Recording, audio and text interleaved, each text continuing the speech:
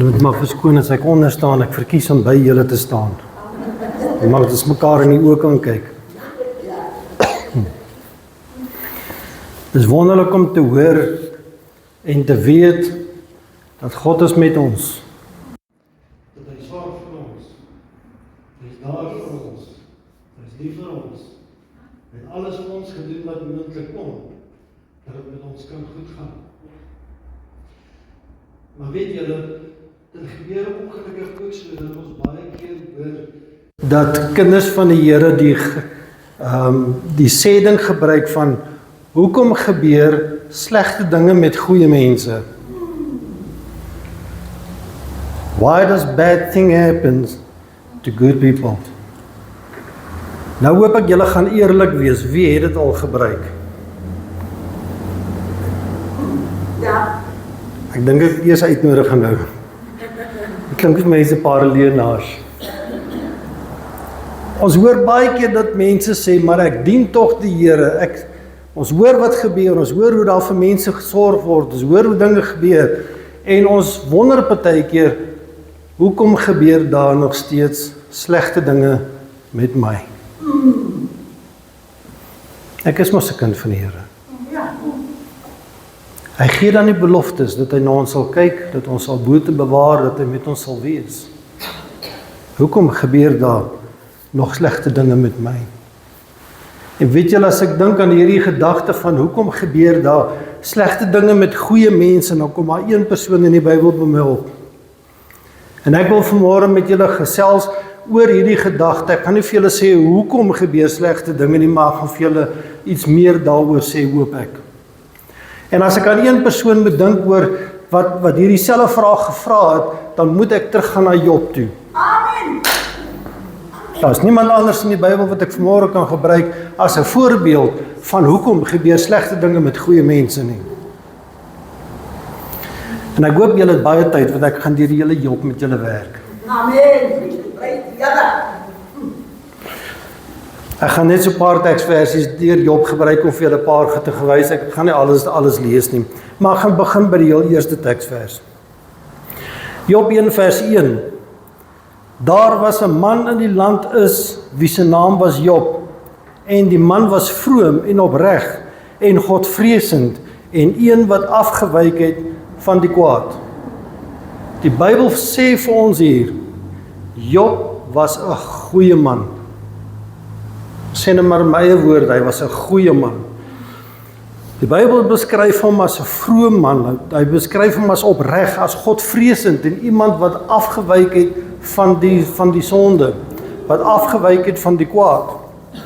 En weet julle, dit is nie genoeg dat die Bybel vir ons sê dat Job 'n vrome man was nie. Net 'n paar teksverse verder wil ek vir julle lees hoe God gebruik het met Job. Toe die duiwel voor hom kom staan en vir hom sê, 'n bietjie uitvra oor Job, hoor wat sê God vir hom. Het jy ag gegee, Job 1 vers 8, het jy ag gegee op my knegg? Daar is niemand op die aarde soos hy nie. Imagine, God sê van jou vanmôre, daar is niemand op aarde soos jy nie.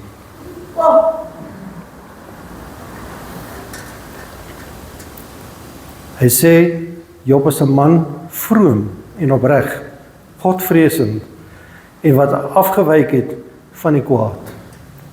God self sê hierdie woorde aan die Satan. Hy sê vir hom, daar's niemand anders soos Job nie. Hy's vroom, hy's opreg, hy's 'n ware man van God. God is trots op Job. Hy weet wat het hy in Job.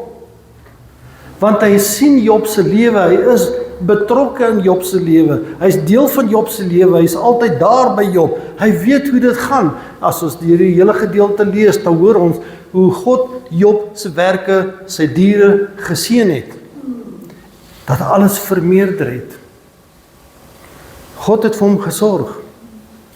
En God sorg vir die wat hom liefhet.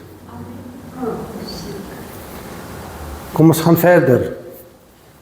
Na vers 12, Job 1 vers 12. Het die Satan by God gestaan en vir hom uitgevra oor Job. En die Here sê vir die Satan, kyk, alles wat hy het, is in jou hand. Net na homself mag jy jou hand nie uitsteek nie. Alles wat hy het, is in jou hand. Net aan homself mag jy nie jou hand uitsteek nie. God beskerm hom nog steeds. As ons hierdie teksvers lees, vers 12, nou wil ek vanmôre vir jou dit so stel. God laat toe. Hy laat toe dat ons versoek word, maar hy is nie die versoeker nie. God laat toe dat ons versoek word. As ons lees 1 Korintiërs 10 vers 13, dan staan daar geskryf, God is getrou wat nie sal toelaat dat julle bo julle kragte versoek sal word nie, maar hy sal met die versoeking ook die uitkoms gee, sodat julle dit sal kan verdra. Amen. Geen versoeking wat ek en jy het vandag, is bo ons mag en ons krag nie. Want God laat nie toe dat ons versoek word bo ons krag nie. Die Bybel sê so. En as ons versoek word, dan gee God die uitkoms, Yes. sodat ek en jy dit kan verdra. True. Kom ons gebeur 'n bietjie, kyk bietjie wat het gebeur met Job. Ek het die gedeeltes van Job so 'n bietjie opgebreek om vir julle net in kort op te som wat alles met Job gebeur het. Job 1 vers 13 tot 19 sien ons hoe Satan Job se bates, sy kinders en sy gesin aanval. En in hierdie paar teksversies sien ons hoe Job se kinders van hom weggevat word deur 'n rukwind. Ons sien hoe sy beeste gesteel word, hoe sy kamele gesteel word en ons sien hoe sy kleinvee verbrand word en al sy slawe wat van werk almal gedood word. En Job verloor in een oomblik alles wat hy besit. Alles wat hy besit. Maar hoor tog, wat is Job se reaksie? Job 1 vers 20 tot 22 sê Job.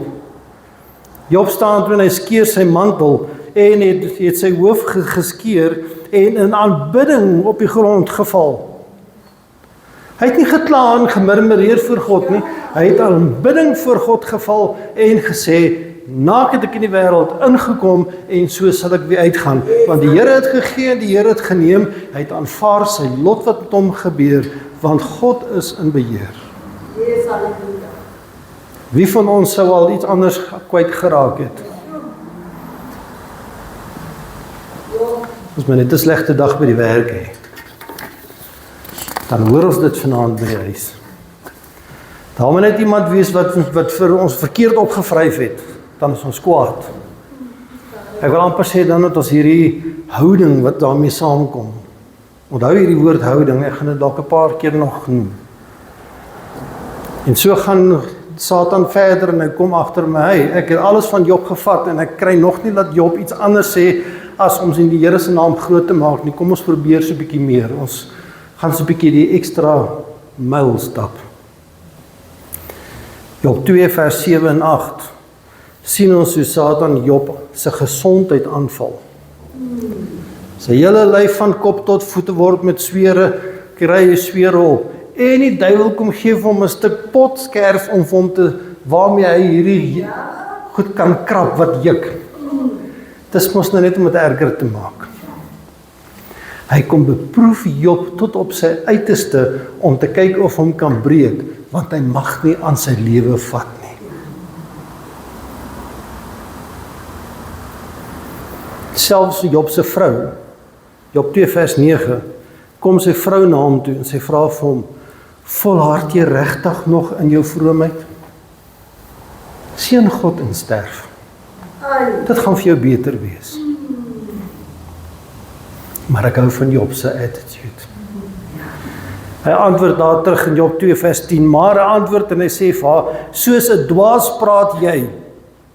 Die goeie sou ons van God aanneem en nie ook die slegte aanneem nie. By dit alles het Job nie gesondig met sy lippe nie. Job antwoord sy vrou en sê, maar God het nog altyd vir ons die goeie gegee. Nou dat die slegte kom, hoekom sal ons dit nie ook aanvaar nie? God is nog steeds in beheer. En hy sê vir sy vrou, jy praat vanmôre soos 'n dwaas, jy weet nie wat jy sê nie. En reg deur die hele tyd hoor ons hoe die Bybel vir ons sê, Job het nie gesondig teenoor God nie. Ongeag wat met hom gebeur het. Dan gaan ons verder in van Job 3 tot en met Job 37, sien ons die gesprek tussen Job en sy vriende. Nou ek moet vir jou sê, as jou vriende 34 hoofstukke met jou gesprekke wil hê, dan moet jy verkeerde vriende. Want as hulle so baie kan praat, né? Hulle het vir Job probeer oortuig, hulle het vir Job probeer laat anders dink, hulle het vir Job probeer laat verander, hulle het vir Job probeer enige iets. Maar elke keer was Job se antwoord, hoe kan julle sê die Here doen? Want dit is nie die Here nie. Die hele tyd het Job dieselfde antwoord. Die hele tyd kom Job en hy hou vas aan dit wat hy in God het. In Job 10 vers 3 praat hy met sy vriende en hy sê vir hulle, is dit voordelig vir die Here dat hy my verdruk? Dat hy die arbeid van my hande verwerp, terwyl hy die planne van die goddelose die lig laat oorskyn? Hier vra Job die vraag. Hoekom gebeur daar slegte goed met goeie mense, maar met die slegte mense gaan dit goed? Hy vra dieselfde vraag hier wat ons baie keer vra. Job het nie antwoord gekry waarop hierdie dinge met hom moes gebeur het nie. Hy het nie antwoord gekry op hoekom hierdie slegte dinge met hom gebeur het nie. Maar ons gaan verder. In Job 38 tot 41 sien ons die gesprek wat Job met God het. En hier praat God met hom en hy sê vir hom, waar was jy toe ek die aarde geskep het? Waar was jy toe ek die seekoei geskep het? Waar was jy toe ek dit geskep het, dit gemaak het? Waar was jy? Wie is jy om vir my te sê, wat moet ek maak? Waar moet ek maak? Hoe moet ek dit maak? En weet julle, die beste van alles is, in hierdie gedeelte waar hy gesprek met God het, kom hy en hy sê vir ons, sê Job, ek het altyd gehoor van God, maar nou het ek hom gesien. En alles wat gebeur het, in sy gesprek met God, het hy erken en bely en gesê, ek het altyd het gehoor van God, ek het geglo in God, vandag het ek waarlik waar hom gesien, ek het hom gehoor, ek weet, hy is hier by my vandag. In Job 42, aan die einde van Job, sien ons in die laaste hoofstuk, is Job besig om met sy vriende op te praat, en hy is besig om te bid, en hy is besig om 'n belydenis te maak teenoor God, dat God die enigste en die ware God is, en God bestraf Job se vriende, vir dit wat hulle aan Job gedoen het, en hom probeer verlei het. En God sê vir sy vriende, as julle wil hê ek moet julle vergewe, dis my eie woorde, as julle wil hê ek moet julle vergewe, vat offers na Job toe, dat hy vir julle bid. Dan sal ek julle vergewe. En hulle gaan na Job toe en hulle bring offers na Job toe en Job gaan en hy gaan bring hierdie offers voor God en hy gaan bid vir sy vriende en God vergewe sy vriende en spreek hulle vry vir dit wat hulle aan hom gedoen het. En die oomblik toe hy vir hulle gebid het en sy belydenis gemaak het, toe kom God en hy herstel Job terug na wat hy was. Amen. En die Bybel sê, ek dink as ek reg onthou, het hy hom dubbel soveel meer teruggegee as wat hy gehad het. Omdat hy getrou was. Omdat hy altyd vasgestaan het in God en nie, laat gaan dit nie, het hy altyd gegaan en gesê, God is in beheer. Ongeag wat gebeur, God is hier. Hy is met my. Hy sorg vir my. Alles wat ek nodig het, is hy my voorsiener. As ons kyk na al die hele gedeelte in Job wat gebeur het, kom ons kyk bietjie wat het met Job gebeur, wat sy gebeure het met hom gebeur. Eers dan sê die Bybel vir ons, die duiwel het hom kom versoek en siektes oor hom gebring dat hy die swere gehad het. Tweedens was daar mense wat oor sy pad gekom het, wat in die eerste plek sy vriende wat die negatiewe invloede was, die mense wat sy diere gesteel het en doodgemaak het en van hom gevat het. En derdens was dit die natuur, dit is die winde wat die huis omgewaai het en sy kinders gevat het. En dan vierdens, die keuses wat Job gemaak het. 4 dinge wat in Job se lewe gebeur het. En daardie 4 dinge gebeur vandag nou nog in my en jou lewe. En as ons na hierdie 4 dinge kyk en mooi dink, dan sal ons besef, maar die duiwel probeer ons nog steeds aanval. Hy probeer nog steeds vir my en vir jou siek kry, hy probeer nog steeds vir my en vir jou laat verlore gaan. Want hy wil nie hê ek en jy moet by God uitkom nie. Ek weet dat daar is baie mense wat sê, God het, die duiwel het niks teen jou nie. Maar hy probeer vir God terugkry, dus kom my jou probeer wegsteel van God af. Ek bly vanmôre sommer maar net, die duiwel wil nie hê jy moet by God uitkom nie. Dit kan ek vir jou die Bybel uitwys. Hierdie 4 dinge gebeur in my en jou lewe. Maar ek wil nie vanmôre soos Job se vriende maak en ons pyn probeer minder maak om te sê, ag, môre sal die son weer skyn. Weet, dis wat Job se vriende met hom gemaak het. Gekom met allerlei verskonings, omdat hulle geweet het wat om vir hom te sê nie. Maar môre sal die son weer skyn. Elke donker wolk het sy silwerrandjie. Julle hoor mos dit wat ons mense sê wanneer hulle probleme het en ons weet nie wat om vir hulle te sê nie. Hierdie goed is wat gemaak het dat God Job se vriende nie wou vergewe het nie.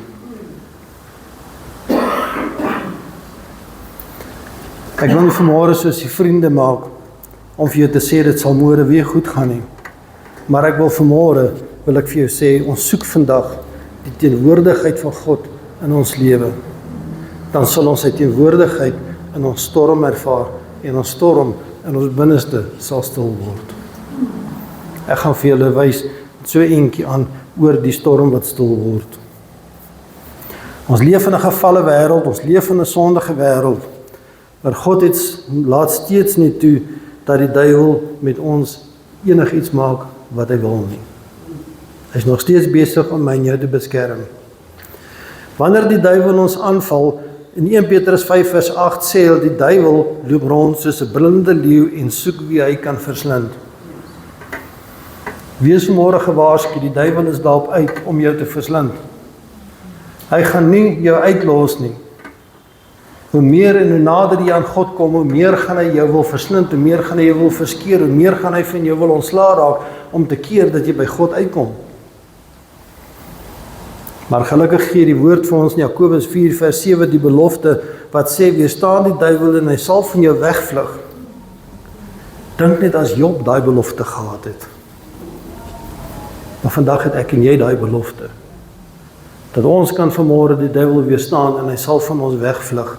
Want ons het vanmôre nie net God se teenwoordigheid nie, maar ons het sy krag en sy heerlikheid wat in ons is. Omdat ons Jesus aangeneem het.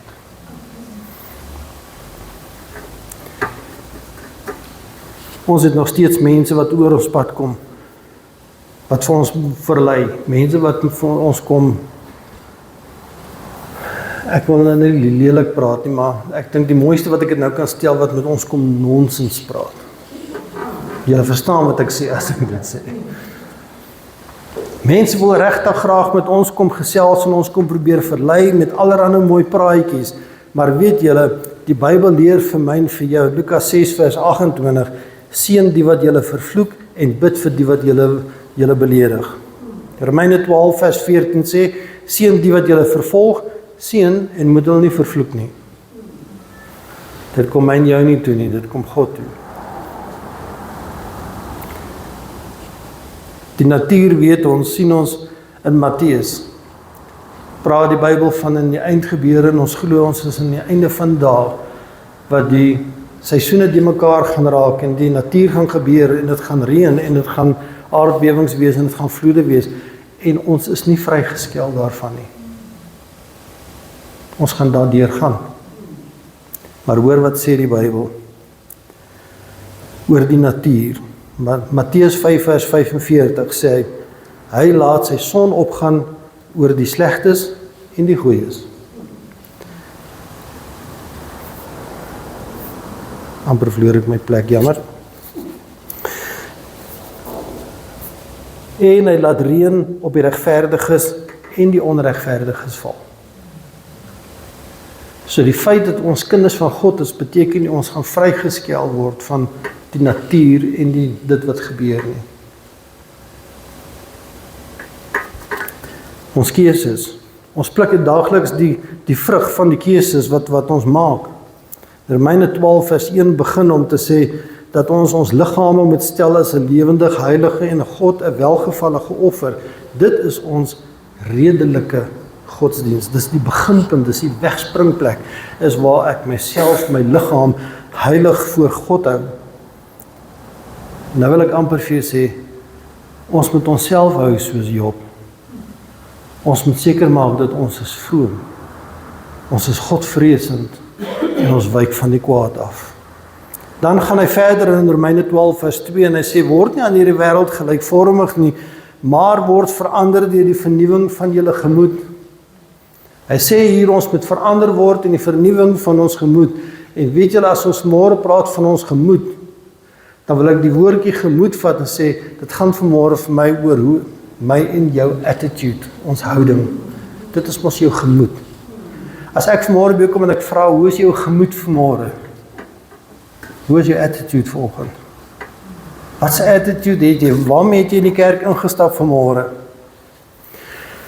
As ons praat oor ons gemoed, wil ek vir jou eerstens vra, wat is ons gemoed of ons attitude teenoor die dinge wat met ons gebeur?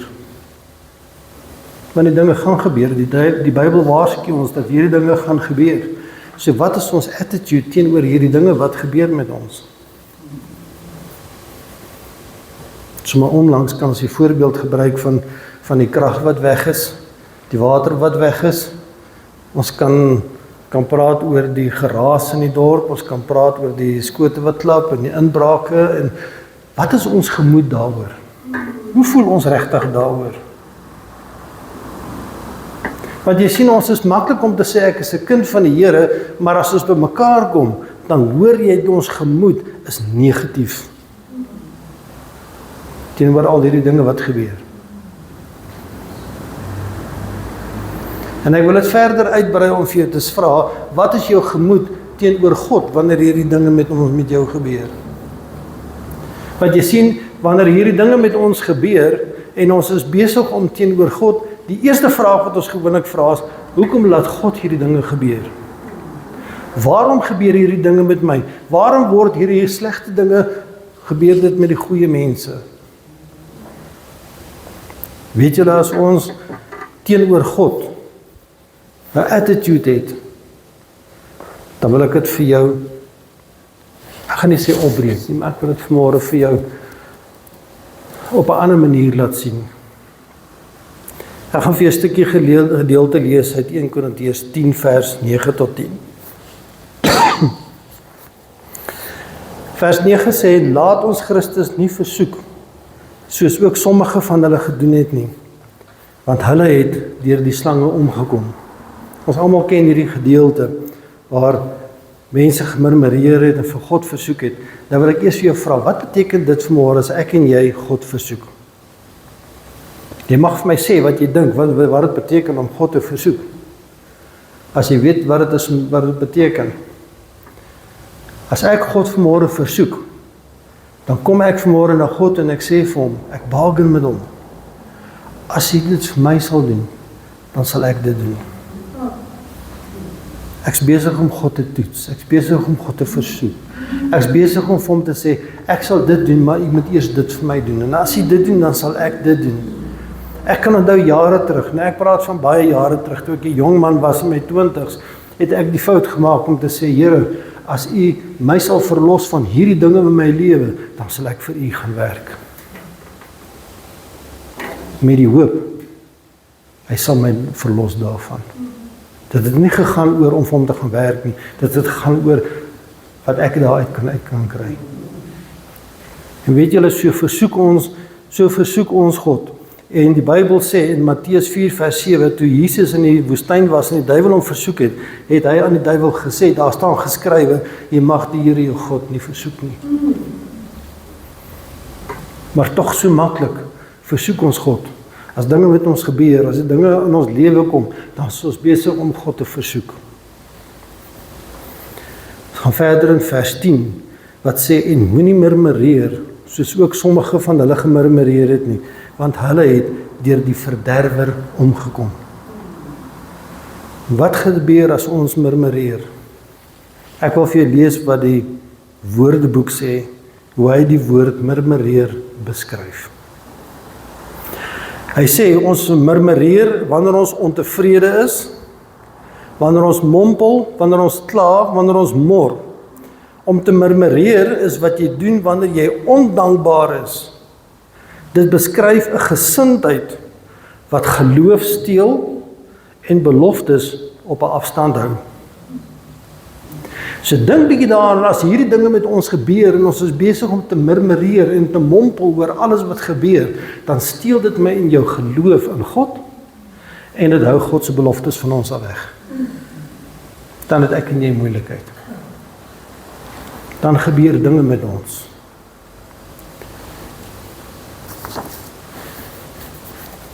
Johannes 16 vers 33 sê Jesus van in hierdie wêreld sal julle verdrukking hê, maar hou goeie moed, want ek het die wêreld oorwin.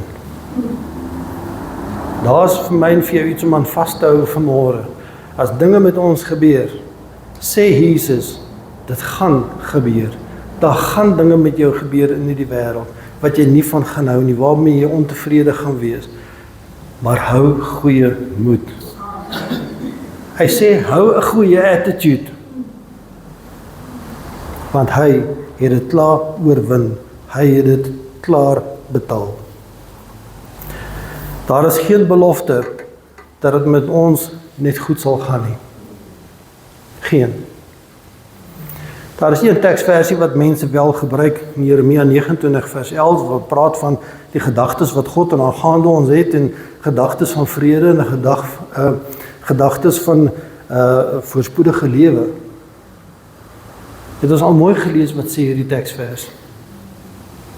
Ons is gou om te sê, maar die Here se gedagtes aan God, aan ons, is aangaande ons is vrede en 'n voorspoedige lewe. Hy gebruik glad nie in daai sin dat dit met jou sal goed gaan nie. Dat alles volgens jou sin sal gaan nie. As hy vanmôre sê dat sy gedagtes aan ons is gedagtes van vrede, waar sit my en jou vrede vanmôre? In ons gemoed. Ek het vrede vanmôre in my gemoed, omdat ek weet. Want ek weet. Daar die Bybel leer ons, daar is geen ander vrede as die vrede wat Jesus gee nie. Die wêreldse vrede is van korte duur, is tydelik. Dit kom en dit gaan en ons sal nooit werklik waar vrede hê nie. Maar wanneer ons die vrede wat Jesus vir ons gee, dan sal ons vrede hê in ons gemoed. Onmiddellik wanneer ek vrede in my gemoed het, dan sê die Bybel, dan sê ek vanmôre vir jou, dan sal ons 'n goeie attitude hê. Ek wil ons vanmôre waarsku oor ons attitude teenoor God en teenoor mense, teenoor goed, wanneer dinge met ons gebeur. Want wanneer ons 'n attitude het wat negatief is, sê die Woordeboek sommer vir ons, as jy murmureer en 'n slegte attitude het, dan beroof dit jou van jou geloof en dit hou die beloftes van jou weg. Goeie voorbeeld van Job, omdat God nie gemurmureer het en God uitgedaag het nie, het God hom herstel en het hom dubbel teruggegee wat hy gehad het. Omdat God vir hom wil sê, dankie goeie en getroue diensknegt. Oor die bietjie wat jy in my gehad het, was jy getrou. Jy het bly staan, jy het bly hou vas, jy het bly aan my bly hou vas, en daarom sal ek vir jou dubbel soveel teruggee. God is getrou en hy is regverdig. Die Bybel waarsku ons vanmôre dat die duiwel rondloop soos 'n brullende leeu. Hy waarsku ons vanmôre oor mense. Ek wil amper vir jou sê oor onvolmaakte mense, ongeredde mense. Ons moet oppas vir mense, want mense gaan ons wil verlei. Mense wat nie vanmôre hier by my en jou kan sit en deel van die familie is nie, is gou om my en jou te wil verlei, om ons weg te rokkel van God af.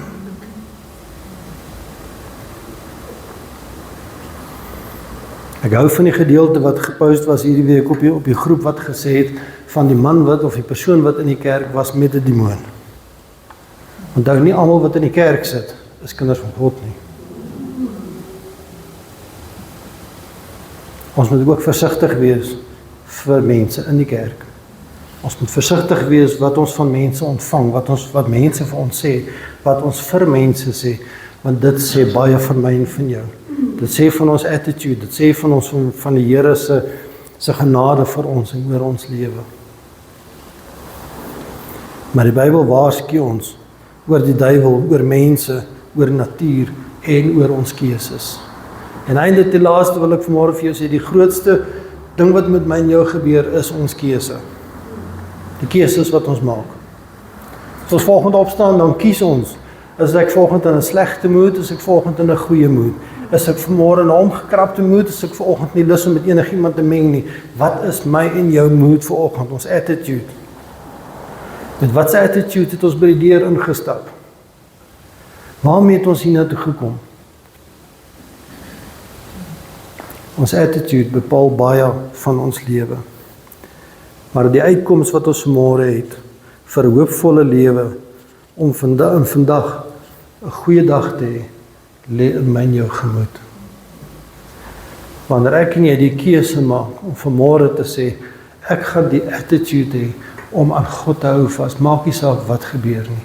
Ek gaan by God bly, maak nie saak wat mense oor my pad bring nie.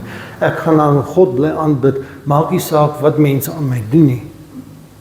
As ek en jy daai attitude vanmôre instap, sê die Bybel is God getrou. En hy sal vir my en vir jou, sal hy vir ons herstel. Ons moet net geduldig wees, want God doen alles op die regte tyd. Dinge is vir my en vir jou altyd nie soos wat ons wil hê dit moet wees nie. Maar as ons kyk na die lewe van Job, met wie van ons het dit al erger gegaan as met Job? Ek dink nie enige een van ons hier kan vanmôre sê dit met my erger gegaan as met Job nie. Dit is maklik om te sê, maar hoor jy verstaan nie waardeur ek gaan nie, jy verstaan nie my probleme nie, jy verstaan nie hierdie siekte nie. Ek verstaan dit miskien nie, maar wat ek wel vanmôre verstaan is jou gemoed bepaal alles. Amen. En as jy in jou gemoed vrede het en jy met aan God hou vas, sal dit met jou goed gaan. Ongeag of dit aan die buitekant sleg gaan.